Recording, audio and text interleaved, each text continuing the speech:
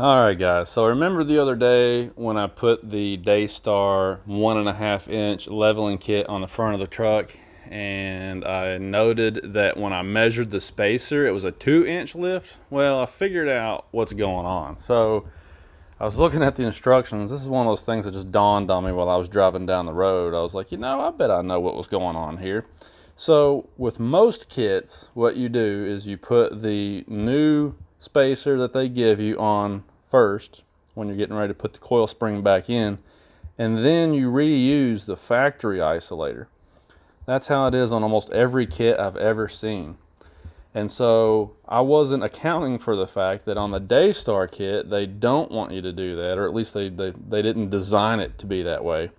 In their instructions, it says to install the Daystar coil spring spacer, and then the very next thing says install the coil spring. So they didn't intend for you to reuse the factory isolator, and that's the reason why the 2-inch spacer ends up giving you 1.5 inches of lift, is because they're thinking that you're going to take a 1/2 inch out of the equation when you remove that factory isolator.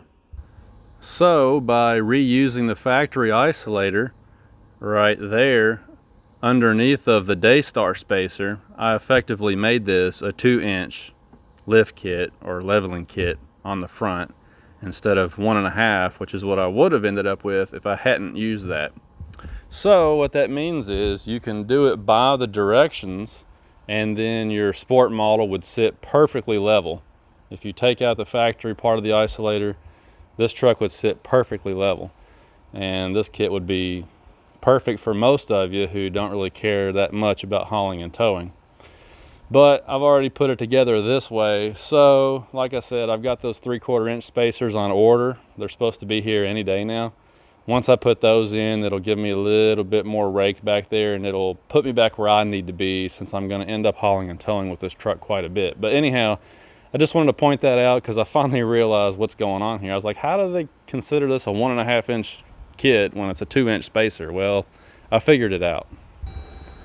So I think the next thing we're going to talk about briefly is fuel economy, because a lot of people have been asking me, in the truck world, a lot of people are concerned about fuel economy because there's a lot of guys that need trucks, but they don't really want to drive something that's going to guzzle the fuel. So, I'm on my 3rd tank of fuel with this truck. I've got a little over 1,400 miles on it. I've been averaging around 16 miles per gallon with these 35-inch tires. I track my mileage pretty religiously with Fuely.com. And, Fuely, I did a video on that a few months ago, I think it was. Fuely is really awesome because it does all the hand calculations for you, and it takes all the guesswork out of it. You're not going to get all these erroneous numbers that people online throw out there. If you look at Fuely.com, you're going to get real world results, hand calculated. And my hand calculated results have been pretty much spot on with the dash display here.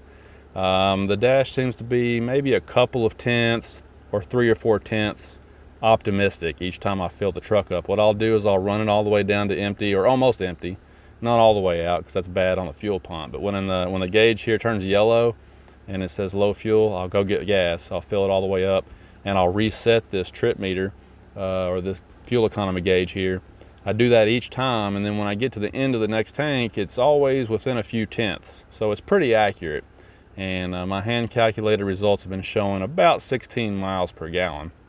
So what's interesting about that is, okay, the JL Wrangler that I had before, it was spot on the money, with the window sticker. The window sticker said it would get 20 miles per gallon combined. I do a mix of city and highway driving every week, and mine was getting 20 miles per gallon.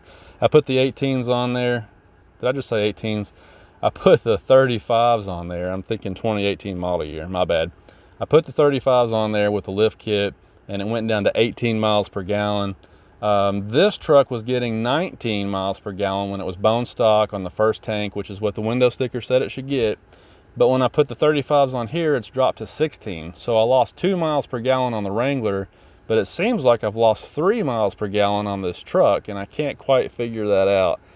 This truck's got the 410 axle gears, so I would have thought that it would handle the larger tires a little better, if anything. but it seems like it's not handling the tires as well. And I've lost more fuel economy on this truck than I did on the Wrangler.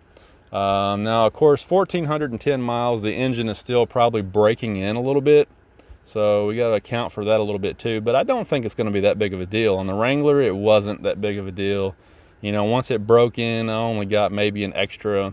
It was almost hard to even measure. It might have been a half a mile per gallon, but it was even hard to measure. So I don't think that the break-in period makes a big difference on the fuel economy on these trucks. So, you know, now the other thing is it's really hot. You can see it's 89 degrees. We've been running the AC a lot here lately, so that kind of sucks a little bit of fuel economy too. So my guess is that when this thing breaks in and when the weather cools back down so I can turn the AC off and roll the windows back down, this thing's probably going to settle in somewhere around 16 and a half.